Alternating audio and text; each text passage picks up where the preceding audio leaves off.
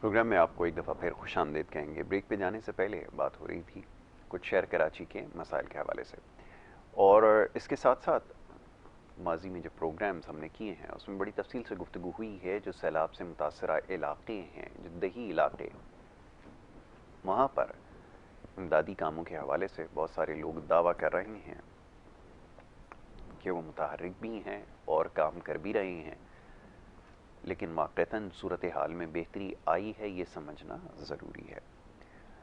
और साथ साथ हुकूमती कोशिशों के हवाले से भी अपने प्रोग्राम्स में हम बात कर चुके हैं।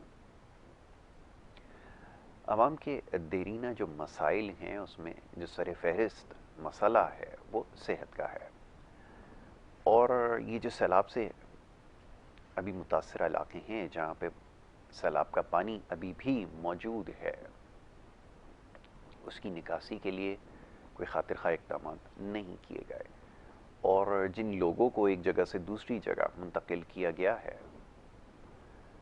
वहाँ पे जो हालत ज़ार है लोगों की वो नाकाबिले बयान है। और मोअज़्ज़ज़ मेहमान जो अभी इस वक्त हमारे साथ स्टूडियोज़ में तशरीफ़ फरमाए हैं, कुछ देर कबल उनसे गुफ्तगू हो रही थी ऑफ कैमरा, उन्होंने जिन चीज़ों की निशानदेही की है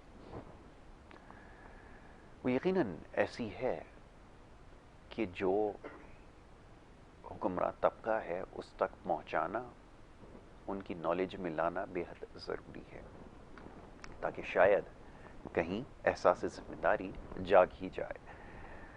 तो बहरहाल इन तमाम मामलात पर गुफ्तगू की जाएगी। मोअज़्ज़ज़ मेहमान तशरीफ़ रखते हैं हमीद भुट्टो साहब, सीनियर तज्ज़ियाकार हैं, हमारे बड़े ख़ास दोस्त हैं, और सैलाब के हवाले से काम हो या इससे पहले भी बहुत सारे ऐसे खैर के काम हैं जिसमें बढ़ चढ़ कर हिस्सा लेते रहे हैं, और इस वक्त कुछ ज़्यादा मुतहर्रिक हैं, और मसरूफ़ियत क्योंकि बहुत ज़्यादा है तो यहाँ पर हमारी दावत पे उन्होंने लब्बैक कहा और यहाँ स्टूडियोज़ में तशरीफ़ लाए। मैं उनका बड़ा शुक्रगुज़ार हूँ। बहुत शुक्रिया जनाब हमीद भुट्टो साहब, आपने प्रोग्राम में अपने वक्त दिया।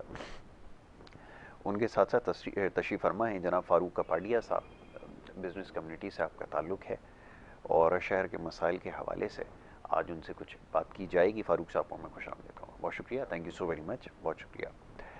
हमीद भाई फरमाइए, आप क्योंकि ख़ुद काम कर रहे हैं फील्ड में, जिन चीज़ों की अभी आपने निशानदेही की है, पहले तो चाहूँगा ज़रा वो देखने वालों के, सुनने वालों की नज़र हो जाए कि किस मुश्किल में लोग ज़िंदगी अपनी बसर कर रहे हैं, और ख़ास तौर पे जो आर्जी पनाहगाहें बनाई गई हैं उसमें मैं चाहूँगा ज़रा उसका हवाला आप बयान करें। जी। इस वक्त सिंध, बलूचिस्तान और जनूबी पंजाब ये ऐसी मुश्किल के वक्त में लोग हैं, इन इलाकों के हम आप सोच नहीं सकते। बिल्कुल। खास करके सिंध की अगर बात करें, उसकी हालत करने में आज से नहीं कई दहाइयों से ये कोई पहली बार सैलाब या बारिश नहीं हुई, छठी बार हुई है जी। ऐसी। इस बार ज़्यादा हुई है। हम्म, दुनिया के अंदर मौसमी तब्दीलियाँ जो हो रही हैं उसका पूरा खमाजा पाकिस्तान भुगत रहा है, बिल्कुल सही। और उस पाकिस्तान जो ये खमाजा भुगत रहा है, हमारे हुक्मरान नाअहली, चोरी, ड्रामेबाजी, शब्दबाजी हम्म, छुपाने के लिए, डॉलर कमाने के लिए लोगों को खुद डुबो रहे हैं। जी। सिंध हाथ लेके डुबोया गया है, तजर्बा किया गया है। अच्छा। तजर्बा ये किया गया है कि जितने लोग फसलें, मवेशी हम्म, डूबेंगे, लोगों की महंगाई, सियासत, नाकाम हुकूमत, हम्म, और जो महंगाई के खिलाफ लॉन्ग मार्च करके हम्म, हुकूमत बना गई, उससे तवज्जो हट जाएगी। लोग वो इंसाफ मांगने की बजाय दूसरे मसलों में लग जाएंगे। हम्म, पाकिस्तान के लोग इस वक्त भिखारी बन गए हैं। ऐसा ही। कोई आलमी भिखारी है, कोई कौमी भिखारी है, हम्म, कोई सूबाई भिखारी है, कोई समाजी है, कोई मीडियाई भिखारी है, कोई मेरे जैसा अलग से बे की तरह, सारे बिल्कुल सही। भिखारी बन गए हैं। पूरी कौम भीख मांग रही है। वो भीख मांगने के लिए भी अजीब किस्म की दुनिया है। यहाँ पे हमारे पास समाजी इदारे, हम्म, मुख्तलिफ़ किस्म के बड़े बड़े दावेदार, चैम्पियन, जो लोग कहते हैं कि जी हम करोड़ों अरबों की इमदाद करते हैं, हाँ हाँ हाँ। वो सारे के सारे इतना झूठ बोलते हैं, झूठ की दुकानें बन गई हैं, ऐसे ही है, झूठ की मक्कारी, दुकानें लगी। ड्रामेबाजी की दुकानें बन गई हैं। कराची की मैं खाली बात कर लूँ, 1000 से ज़ायद इमदाद के नाम पे, सैलाब के नाम पे बड़े बड़े इदारों ने कैंपें लगा ली, सामान जमा हुआ, चंदा हुआ, और पाकिस्तानी कौम तो बढ़ चढ़ के हर दिन का जो भी त्यौहार मनाए, चाहे मुश्किल की या अच्छाई की, उसमें हम बढ़ चढ़ के हिस्सा लेते हैं। नेकी के काम में भी हम सबसे बड़े आगे, हम चैंपियन हैं नेकी के काम करने के भी, ठीक है। और उसका फ़ायदा लेते हैं 2 नंबरी दुकानें। इन सारे काम में, वेलफेयर के, रिलीफ के काम में 20 इदारों ने काम किया, वेल डन, अच्छी बात। बाकी 980 इदारों को तो चिराग लेके ढूंढ रहे हैं, वो पैसे सामान गया कहाँ, गया कहाँ, उसका कोई अता पता ही नहीं। बिल्कुल ऐसा ही उसके बाद जो 20 इदारे ने काम किया, उसमें भी 16 इदारे ऐसे जिन्होंने दिया 100 रुपया, बात की 1 लाख रुपए की, बिल्कुल ठीक है। मना अपना रबड़ की तरह उसको खींच के लंबा कर दिया, बाकी अपना 99,900 गायब कर दिए। बिल्कुल ऐसा ही। ऐसा सब कुछ यहाँ पे हुआ है। अभी भी अगर चलें, यहाँ से कराची से आगे चलते हैं तो जामचौर से लेके कैरछा तक पूरे रोड पे कोई बहाली नहीं हुई, लोग पड़े हुए हैं। कैरछा में अभी भी आसपास के गांव में चलें तो आप जा नहीं सकते, कोई आपको लांच या बेड़ी नहीं है। कुछ लोगों ने अपनी मदद आप तहत बेड़ियाँ खरीदी हैं, और वहाँ पे 500 से 600 रुपये बेड़ी पे आपको किसी गांव में जा सकते हैं। बताइए, अगर काशी और आप इधर दूसरे इलाकों में जाना चाहें तो आप बेड़ियों में जा सकते हैं, गाड़ी में नहीं जा सकते। हम कोई 500 साल पीछे चले गए हैं। हत्ता कि सिंध वो धरती है जहाँ पे 7000 साल पहले मोहनजोदड़ो, अभी भी उसका जो नक्काशी का निज़ाम देख लें, बेहतरीन है। अभी भी मोहनजोदड़ो में पानी नहीं रुका, सिर्फ ऊपर उसका जो स्तूप है वो प्लास्टिक की कली लगा के उसको बचाया गया, बाकी पानी नहीं रुका। यहाँ पे हर शहर डूबा, उसका निज़ाम जो है ना, मैकेनिज्म, वो हमने ख़राब कर दिया। सिंधु दरिया, पानी जहाँ से आ रहा है, गुजरगांव पे हमने कब्जे कर लिए। हमारे पॉलिटिकल लोगों ने, सरदारों ने, वडेरों ने जितनी भी दरिया की गुजरगाहें, जो रास्ते हैं, उसमें हज़ारों एकड़ ज़मीनों पे काश्तकारी कर दी, गांव के गांव आबाद हो गए, कब्रिस्तान हो गए। जब आप नेचुरल रास्ते को बंद करेंगे तो फिर यही आफतें आएंगी, क्योंकि रास्ते बंद दुनिया में कहीं भी नहीं किए जाते। हम यहाँ पे हर वक्त बात करेंगे जी ये डैम होती, वो होता, वो होता। हाँ। भाई हम अपने जो गुजरगाहों पे अरबों रुपए की बजट है वो नहीं करते। और दूसरा अलमिया हुआ, कराची और सिंध, लाहौर और पंजाब तो नहीं कहा जाता। उसकी वजह ये है, कराची और सिंध सारी सनतें, फैक्ट्रीज, इदारे हमने कराची शिफ्ट कर दिए। बिल्कुल ऐसा ही। लाहौर और पंजाब इसलिए नहीं कहा जाता, मुल्तान, सियालकोट, साहिवाल तक इंडस्ट्री आ गई। बिल्कुल ठीक है। वो उन्होंने साहिवाल ने अपनी एयरलाइन लेके आ गई। यहाँ पे हाथ लेके सनतकार, बिल्डर्स, ब्यूरोक्रेसी, पॉलिटिकल पार्टीज, इदारे, जितने भी इदारे हैं, सब ने मिलके हमेशा, आज नहीं, सिंध को हमेशा कभी माशी तौर पे, कभी पॉलिटिकल तौर पे, कभी डाकू दे के, कभी धाड़ेल दे के, कभी यहाँ पे लसानी झगड़े दे के, कभी अफगानी यहाँ पे ठहरा गिरोन और आपको क्लेशिन कॉप कल्चर दे के, हमेशा सिंध को डुबोया जा रहा है। 75 साल में हर साल किसी न किसी माफिया की शक्ल में, पानी की शक्ल में डुबोया जा रहा है। यहाँ की माशी हब और इकानमी सब चीज़ें किसी न किसी तरह डुबोई जा रही है। ये आज से नहीं, ये कोई बरसों से खेल, कोई इंतकाम किसी तरह का कैसा वो लिया जा रहा है सिंध से। ठीक है, ये आपने बिल्कुल ठीक कहा कि ये सूरत हाल है, और यकीनन लगता ऐसा ही है कि ये बाकायदा एक सोचे समझे मंसूबे के तहत ये कुछ जो कुछ हो रहा है ये किया जा रहा है। मैं फारूक साहब की तरफ आऊँगा। फारूक साहब, सूरत हाल का आप भी जायज़ा ले रहे हैं, शहर कराची की भी बात हो रही थी, और पुलिस के काला अफसर ये फरमा रहे हैं कि जो जराइम की कहानियाँ और दास्तानें हैं ये बढ़ा चढ़ा कर पेश की जा रही हैं। हम और आप इसी शहर के रहने वाले हैं, शब रोज़ देखते हैं जो कुछ हो रहा है, हमारी नज़र से गुजरता है, और जब मुल्क से बाहर भी जाते हैं, तरक्की याफ्ता शहरों को देखते हैं, तो बड़ा एहसास महरूमी जो है वो जन्म लेता है। तो ये फरमाइए कि ये जो हालत ज़ार है, और ख़ास तौर पे जो बारिश का भी तस्करा जैसे हमीद भाई भी कर रहे थे, शहर कराची की इस वक्त सूरत हाल भी किसी दही इलाके से कम नहीं है। क्या सोच रखते हैं, क्या समझते हैं, कैसे बेहतरी लाई जाए? बेहतरी के बहुत सारे इस वक्त रीज़न है। राइट नाउ अभी इस वक्त जो लॉ एंड ऑर्डर की सिचुएशन है वो बहुत ख़राब है, वर्स्ट सिचुएशन, वर्स्ट सिचुएशन है। सही है। अगर हम बात करें कि आज से 10 साल पहले जिस तरह के सूरत हाल थी पाक कराची की, उसी तरह की सूरत हाल है। रैंसम भी चल रहा है और किडनैपिंग भी हो रही है और एक्सटॉर्शन भी है, सब ये चीज़ें चल रही हैं और आहिस्ता आहिस्ता बढ़ती जा रही हैं। मैं ये समझता हूँ कि एज़ कम्पेयर टू हम लोग बाहर जब जाते हैं तो ऐसी चीज़ें नहीं मिलती हैं और यहाँ पर मज़ीद और बढ़ रही हैं और बयानात ये भी आ रहे हैं कि ऐसा कुछ भी नहीं है और इतना ज़्यादा वर्स नहीं है जितना सूबे से कंपेयर किया जा रहा है। एग्जैक्टली सूबे से कंपेयर किया जा रहा है कि आप NWFP में देखें या पंजाब में देखें, it's not about any province, it's about कि आज के हम लोग कितना इम्प्रूव कर रहे हैं और हम लोग अभी इस वक्त कहाँ कर रहे हैं। हम लोग इस वक्त वर्स्ट सिचुएशन में हैं। सेंस ऑफ इनसिक्योरिटी प्रिवेल कर रहा है सोसाइटी में, जो सबसे ज़्यादा ख़तरनाक होता है इकोनॉमी के लिए। कैसे समझाई जाए बात, आप जारी रखिए। आई थिंक अभी जो इकोनॉमी की सूरत हाल भी है वो भी बहुत डिस्टर्ब है यासिन भाई, क्योंकि जो कारोबार वगैरह जो सारी सिचुएशन है वो डिक्लाइनिंग की तरफ है। इनफैक्ट लोग जो है अभी नया बिजनेस कुछ भी नहीं कर रहे, नहीं कमेंट्स कर बिजनेस में नई इनकम तो है ही नहीं, वो पुराना पैसा जनरेटेड है या फिर किसी की रेंट की इनकम चल रही है, वो उसी बेस पे सारा मामला चल रहा है। तो और इसकी वजह यही है, लॉ एंड ऑर्डर की सिचुएशन भी है, प्लस ये कि जो मुल्क की जो सूरत हाल है उसके अंदर पैसा जो है नया पैसा रोल नहीं कर रहा। जब पैसा आपका रिवॉल्व नहीं करता, रोल नहीं करता, तो आपका स्टक हो जाता है, एक सर्कल चलता है, वो सर्कल स्टॉप हो जाता है तो हर चीज़ के अंदर इफेक्ट आता है। और हर जगह स्पेकुलेशन पाई जाती है। आप डॉलर खरीदने के लिए जाएं, आपको कोई पेमेंट करनी हो, आप होल्ड पर हैं कि आप पता नहीं मार्केट में क्या खबर आ जाती है, कहीं इन्वेस्ट करने का तो खैर मैं और आप सोच नहीं सकते ना इस वक्त। तो बिजनेस को एक्सपेंशन की तरफ जाएं वो मुमकिन नहीं है, क्योंकि आपके यहाँ जो अनसर्टेनिटी है सबसे ज़्यादा मौलिक चीज़ होती है किसी भी कंट्री के लिए और सबसे ज़्यादा इकोनॉमी के लिए। तो इस फेस को कैसे ओवरकम करेंगे, इससे निकलेंगे कैसे? क्योंकि यहाँ तो इतनी स्पेकुलेशन होती है। अभी जब प्रोग्राम खत्म होगा तो डॉलर की प्राइसेस चलना शुरू हो जाएंगे। एग्जैक्टली। अब बताएं बिजनेसमैन क्या करे? अब सूरत हाल से सिर्फ ये है कि पहले तो डॉलर की स्टेबिलिटी होनी चाहिए, क्योंकि राइट नाउ लोग प्राइसेस को अप करके रख रहे हैं इतना ज़्यादा कि जिसको डॉलर एक्सपेक्टेशन ज़्यादा ही करके वो प्राइसेस करके रखते हैं। और मेरे ख्याल से ये नहीं होना चाहिए, क्योंकि हम बहुत सारी चीज़ों के अंदर भी रिलाई करते हैं।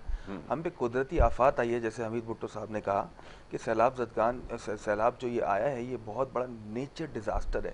इस वक्त हमारा फ्रूट सारा आपका वो हो चुका है, वेजिटेबल सारा ख़त्म हो चुका है, वीट आपका जो आप एक्सपोर्ट करते थे, जो चीज़ एक्सपोर्ट करते थे वो आपको इंपोर्ट करनी पड़ रही है। आप पूरा एक बिल्कुल आपका चेंज सिनेरियो हो गया। जो चीज़ आप एक्सपोर्ट कर देते वो आप इंपोर्ट करोगे अब आप, बिल्कुल, और एक लार्ज मिकदार के अंदर इंपोर्ट करनी पड़ेगी। तो डेफिनेटली आपकी इकोनॉमी के अंदर फ़र्क इस नज़दीक से भी आएगा कि ये चीज़ आप इंपोर्ट कर रहे हो, वो चीज़ जो आप एक्सपोर्ट करते थे तो आपकी रुपी डिवैल्यू तो होगी, डिवैल्यू होगी, डॉलर पेमेंट करनी पड़ेगी बिल्कुल। तो एक स्टेबलाइजेशन दे दी जाए स्टेट बैंक ऑफ पाकिस्तान की तरफ से कि ये $1 का रेट है जिसको हम फिक्स कर दिया जाए फॉर द 45 डेज और फॉर द 60 डेज, एटलीस्ट उस पर वर्किंग करके हम लोग कैलकुलेशन करके वो कर तो सकें। हम तो कैलकुलेशन कर ही नहीं सकते। हम तो उस बेस पे कि हम आज मैं अगर मशीन मंगवाता हूँ, मेरा मशीन का काम है, तो मैं उस मशीन 240 पे मंगवाता हूँ, तो मैं आगे सामने वाले को कोट करता हूँ 245 रुपए में, उससे भी एक्सीड कर जाता है तो मैं तो अपना लॉस कर रहा हूँ ना। और यही हर कारोबार का मसला है इस वक्त। तो मेरा तो यही मुतालबा है कि जो आपने डॉलर को स्टेबलाइज करके एक जगह पे रख दीजिए, भले अप करके रख दीजिए, लेकिन उसको रोक दीजिए ताकि पॉइंट हो उस पे फ्रीज किया जाए। मे भी हो सकता है यासर भाई शायद इससे जो है इम्पैक्ट पड़े कि डॉलर जब आपका एक्सपोर्ट और इंपोर्ट की तरह से होल्ड हो जाए तो मे भी शायद हो सकता है जो मार्केट में इस तरह सिनेरियो चल रहा है, जिस तरह से डॉलर यहाँ से एक्सपोर्ट हो रहा है, जिस मामले में आप समझ सकते हैं कि मैं क्या बात कर रहा हूँ कि वो वाया दूसरे तरीके से हो रहा है, तो वो चीज़ शायद रुक जाए। बिल्कुल ठीक है, और स्पेकुलेशन भी ख़त्म हो जाएगी। आपके पास डॉलर का जो फ्लो है वो कैश फ्लोज आपके ठीक होना शुरू हो जाएंगे, लेकिन ये स्पेकुलेशन तो ख़त्म करें। अब इसमें सबसे इंपॉर्टेंट रोल होता है सेंट्रल बैंक का, जो स्टेट बैंक है आपका, जिसको आपको कहते हैं, ये उसका काम होता है चीज़ों को रेगुलेट करना, और ख़ास तौर पे जब वो इंटरवेंशन करता है तो फिर ये मनी सप्लाई के जो सारे मामला हैं उसको कंट्रोल किया जाता है। लेकिन ज़ाहिर है मेरे हिसाब से तो, सॉरी आपकी बात काट रहा हूँ यासर भाई, मेरे हिसाब से मनी चेंजर्स नहीं होने चाहिए। उसी तरीके से चाइना में हम लोग जो है वो दोस्त हमारे बुरा मान जाएंगे भाई, ये भी चक्कर है तो जी जी बिल्कुल बात लेकिन सही है, बिल्कुल सही। चाइना में जिस तरीके से होता है for the sake of country, for the sake of country, क्योंकि हम अपनी कंट्री के लिए बात करेंगे हाँ ये बात सही है, ऑब्वियसली, क्योंकि किसी का फायदा अब वो नुकसान नहीं है, कोई भी कंट्री हो, का मेरे भी दोस्त हैं बहुत सारे, लेकिन ये है कि मैं अपनी कंट्री के लिए बात करूंगा कि अब मेरा कंट्री है तो मैं हूँ। बिल्कुल ठीक तो है। वो जैसे दूसरे जो बैंक्स होते हैं, बैंक्स के अंदर आपका मनी सारा एक्सचेंज होता है, चाइना के अंदर भी, बिल्कुल और भी ऐसा ही बहुत सारे ऐसे कंट्रीज हैं, पैनामा है और अर्जेंटीना है, जिसके अंदर मैंने देखा है पहले के टाइम पे जो है वो बैंक्स के अंदर सारा एक्सचेंज होता बिल्कुल था, ऐसा मनी ही चेंजर का रोल नहीं होता था। नहीं होता है, और ये वो एग्जैक्टली। कंट्री हैं जिन्होंने ये चीज़ को लागू किया था, जिनको फ़र्क पड़ रहा था इस चीज़ से।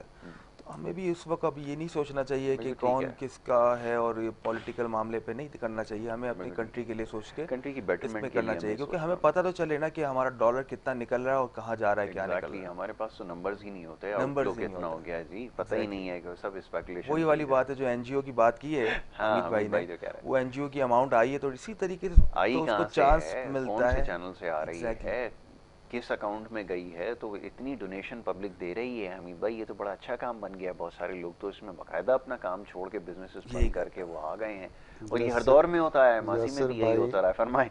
यासिर भाई, मेरे पास जो अभी रिपोर्ट है, एक बहुत बड़ी समाजी तंजीम जो राशन रोटी खाना खिला रही है हाँ लोगों को मुख्तलिफ पता चल कैंपों गया, के बिल्कुल। अंदर, उनके बच्चों के लिए हालिया इन्हीं सैलाब के चंदे से 18-18 करोड़ की 3 गाड़ियां खरीदी गई हैं। माशाल्लाह माशाल्लाह। 1 अरब की गाड़ियां इन्हीं चंदे से हमारे इर्द गिर्द के समाजी इदारों ने खरीद ली। हाँ हाँ माशाल्लाह ये सूरत हाल चाहिए मौजूद है। जी। जब इस मुल्क के अंदर हमारे समाजी इदारे उनके बच्चे 18-18 करोड़ की गाड़ी खरीदे, माशाल्लाह इससे माशाल्लाह। बड़ा कारोबार क्या होगा। क्या होगा, हमने बिल्कुल ऐसा। समाजी इदारों की दुकानें खोली है, मैंने कहा हाँ पहले हाँ ही।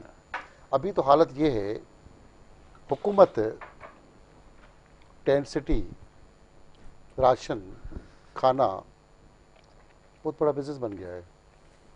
मुनाफाखोरी सूदखोरी बढ़ती जा रही है। अगर खाली में सिंध के मुख्तलफ कैंपों की बात करूं, कराची के अंदर 36 कैंपें हैं, 10,000 से ज़ायद लोग उनमें रह रहे हैं, डेली हम जाते हैं।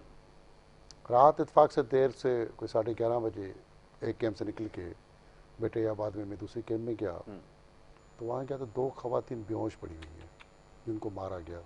क्यों? एक को चटाई किसी ने चोरी कर ली, उसी पर उसने कहा मेरी चटाई कौन ले गया, जो कारपेट की तरह चटाई होती है, वो सोने के लिए ज़मीन पे उसको चाहिए, वो चोरी हो गई। उस पर दूसरे कबीले के लोगों ने पकड़ के खातून को मारा, उसका बच्चा चीखे मार रहा है, वो बेहोश पड़ी है। फिर दूसरी खवातीन ने उनको मारा, उनको पकड़ के, वो बेहोश पड़ी है दोनों तरफ। जब अचानक में पहुंचा तो पता चला डीसी मलिर का कुछ क्लार्क हैं, वो खड़े हुए हैं, 6-7 पुलिस वाले भी उस वक्त खड़े थे, मगर वो सब खामोश तमाशाई थे। उस सूरत में देखा, पूछा, इंक्वायरी की तो पता चला यहाँ कुछ खवातीन हैं, कुछ उनके एक दामाद एक बेटा है जो डीसी मलिर का क्लार्क और उसका असिस्टेंट कमिश्नर का पीए है। उन्होंने कुछ बंदों को वहाँ लगाया हुआ है जो तो पहले ये कह रहे थे कि हम डीसी मलिर की तरफ से यहाँ पे राशन बांटते हैं। जब उनको हमने तहकीक की तो पता चला कि वो जी ठीके के ऊपर एक ठीका अच्छा दे के एक हटे कटे किस्म की खातून और उनके पहलवान क्रिमिनल टाइप के लोग, जिनके पीछे पॉलिटिकल सरकारी पुष्ट बनाई है, जिनसे बात की तो वो कैंप इंचार्ज के साथ कोराई और मंगसी थे जो, उनके साथ लड़ने लगे। बताएं। मैं खुद खड़ा हूँ और वो सब रिकॉर्ड कर रहा हूँ। वो ऐसे लड़ रहे थे जैसे उस इलाके की कोई किंग हो। बिल्कुल। मगर जब बात की गई आगे तो उनके स्टाइल जैसे कोई जागीर हो, उस जूस का डब्बा और चटाई, उस पर झगड़ा था असल। बताइए। उसके बावजूद जब मैंने कोशिश की, एसएसपी मलिर इरफान बहादुर, उसकी मेहरबानी, उनसे रब्ता किया, तो 5 घंटे के बाद बीच में पॉलिटिकल प्रेशर और बाकी चीज़ें, उसके बाद सुबह एफआईआर कटवा के उनको अंदर कराया। उससे पहले वो जो बेहोश पड़ी हुई थी खवातीन, बलूचिस्तान सोबतपुर की तरफ से खोसो फैमिली थी, उनका मियाँ खातून का कह रहा था कि रो रहा था बंदा चीखे मार के कि कि मेरी बेगम मर जाए, हमने एम्बुलेंस मंगाई कि वो बेहोश खातून अस्पताल चली जाए, मगर वो रो रहा था, चीखे मारा था कि मुझे इंसाफ नहीं मिलेगा, मेरी बीवी मर जाए मगर मुझे इंसाफ चाहिए कि क्यों मारा है मेरी बेगुनाह, एक जूस के डब्बे पे किसी पे उसको नहीं दे रहे। तो वो जूस का डब्बा भी कोई यहाँ पे आके जो लोग बांटने आते हैं ब्यूरोक्रेसी के लोग, वो उसमें भी अपने रिश्तेदारियाँ अपनी पसंद नापसंद कर लेते हैं। वहाँ पे अच्छे अब अफसर भी हैं, ऐसा नहीं कि 50% अच्छी ब्यूरोक्रेसी भी है। कुछ इलाकों के अंदर जो फिलाई इदारे या समाजी इदारे, आर्ट्स कौशल बाकी इदारों से जो खाना आता है, कीड़े निकलते हैं। ऐसा खाना आता है कि हम देख के बेहोश हो जाए। ये जो खानों के ढेर लगाए ये सब ड्रामे। इसके बाद हमारे बहुत सारे दिफाई इदारे, बाकी इदारे, वो 25,000 राशन 50,000 राशन हमने उनको देने हैं। भाई क्यों दे रहे हैं, लोग मर रहे हैं। और जब राशन की बात की गई तो आगे लोगों को ट्रकें भर भर के पानी, बिस्किट, चने भेजने। भाई ये कौन खाता है? सही है। मिनरल वाटर पानी पी के चने खा के वो घर पहुंचा तो थैली तो गई, राशन कहाँ था? टेंट सिटी टेंट लाओ जी, 22,000 रुपये का, जो 10,000 का 8,000 22,000 रुपये का, 12,000 वो कमीशन आपने मैंने दिया, हम खरीदी लगा दिए। उन टेंटों के अंदर सोता कौन है? कोई भी नहीं, टेंटें खाली पड़ी है। हम सिर्फ दुनिया के बाहर के लोग आते हैं, बड़ी बड़ी स्टेडियम के अंदर टेंट लगाई हुई है, अपने लोगों के साथ आके खाना खिलाए, दिखाए और दिखावा किया, तस्वीरें बन गई। भाई जो सफ़ेद पोश बंदा है वो तो जा ही नहीं रहा किसी टेंट सिटी में। किसी स्कूल में अभी भी 2 कबीलों के ज़्यादा लोग आए हुए हैं कराची के अंदर भी, बाकी 90% तो सिर्फ 2 कबीलों के लोग हैं, बाकी 10% दूसरे लोग हैं। सफ़ेद पोश बंदा चुप करके कोने पे चिपका हुआ किसी रिश्तेदार के पास पानी में पड़ा हुआ है, या पानी की छत पे पड़ा हुआ है। इस सूरताल में 40 अरब का सिर्फ आपका फसलें चली गई, बिल्कुल ऐसे ही 30 अरब से ज़्यादा आपके मवेशी चले गए, और आपकी उसके बाद बाकी आपकी जो ये घर, आपकी बिल्डिंग्स, कच्चे पक्के मकानात उड़ गए हैं, और 2000 से लोग मर गए हैं। बिल्कुल ऐसे ही बच्चे मर गए हैं, और 70,000 बच्चे सिर्फ हमने इसी 1.5 महीने में पैदा होने वाले हैं। बताएं 6 लाख औरतें खवातीन हामला हैं, उनकी सेहत का हमें कोई ख्याल नहीं है। 2000 मेडिकल डिस्पेंसरी, छोटी अस्पतालें पानी में तबाह हो गई या तबाह होने वाली हैं जी। हमने उनके लिए कुछ नहीं करना। जाली किस्म की छोटी मोटी कुछ इदारे हैं वो काम कर रहे हैं। रियल जहाँ सैलाब मुतासिर है वहाँ पे काम नहीं हो रहा, चाहे हुकूमत हो चाहे समाजी इदारे हो। आटे में नमक का बराबर काम हो रहा है, आटे की नमक से ज़्यादा कहीं भी काम नहीं हो पा रहा। ठीक है मीन भाई, गुफ्तगू जारी रखते हैं। एक ब्रेक के लिए कहा जा रहा है, एक मुख्तसर सी ब्रेक यहाँ पर लेनी होगी, और ब्रेक के बाद जब वापस आएंगे तो गुफ्तगू के सिलसिले को जारी रखेंगे। आप देखते रहिए प्रोग्राम गुड मॉर्निंग कराची।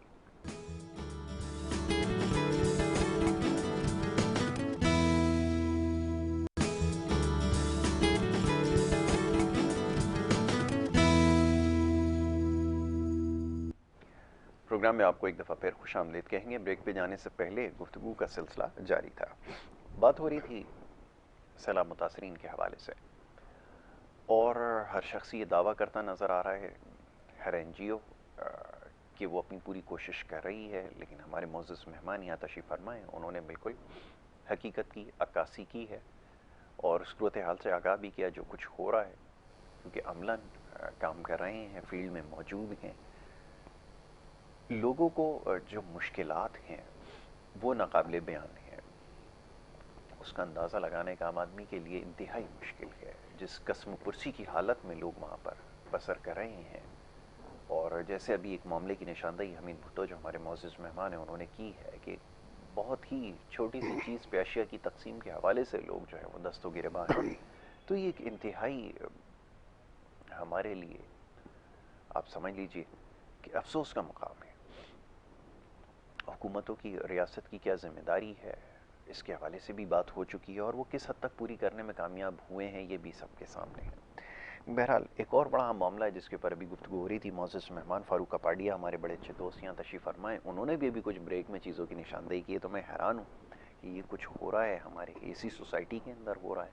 अशिया तकसीम के लिए जाती हैं, घूम कर वापस मार्केट में दस्तयाब होती हैं।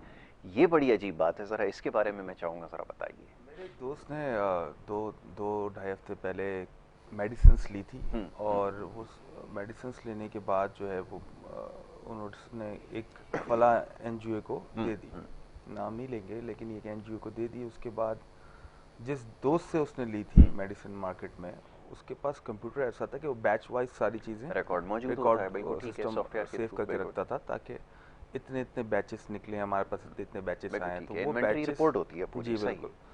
तो वो अभी रिसेंटली वो कुछ 2-3 दिन पहले इसके पास मंडे ट्यूसडे को दोबारा वो एंट्री आई है वही मेडिसिन की बॉक्सेस के साथ। तो वो घूम कर दोबारा आ गई। घूम के दोबारा आ गई। तो वो जब वो एंट्री करने लगा रात में बैठ के, जब मार्केट से क्लोजिंग टाइम पे, तो वो ऑलरेडी सिस्टम बता रहा था कि ऑलरेडी आउटपुट इसी बैच का हो चुका है और इतने इतने दिन पहले डेट वाइज हो चुका है। उसने कहा ये हो सकता है शायद कंपनी से कोई मिस्टेक हो गई हो। तो इत्तेफाक से वो जब सिरप की तरफ आया तो उसने उसको स्कैन किया, तो उसने सिरप में भी काफ़ी सिरप में भी ये ठीक है, हालांकि वो डिफरेंट कंपनी थी।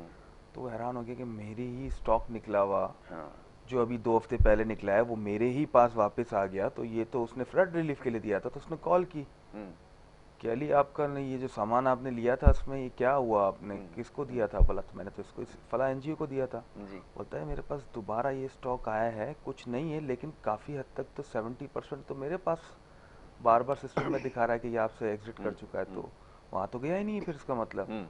बोला हैदराबाद तक तो मैं साथ में था, उसके बाद मैं आगे वहाँ पर नहीं गया। बोला घूम के वापस आ गया कराची। बताइए तो ये किस तरह से आया मेडिसिन मार्केट में, तो वो हैरान था। तो ऐसा अगर एक केस आया है, क्योंकि ये तो फ्रेंड्स के सर्कल में ही हुआ, उसने डिस्क्लोज भी किया, तो वो बड़ा हैरान था इस चीज़ से। तो ऐसी चीज़ें खाने पीने में तो बैच नंबर्स नहीं होते ना, बिल्कुल ठीक है, तो वो बैच नंबर कोई रिकॉर्ड नहीं होता, बिल्कुल ठीक है।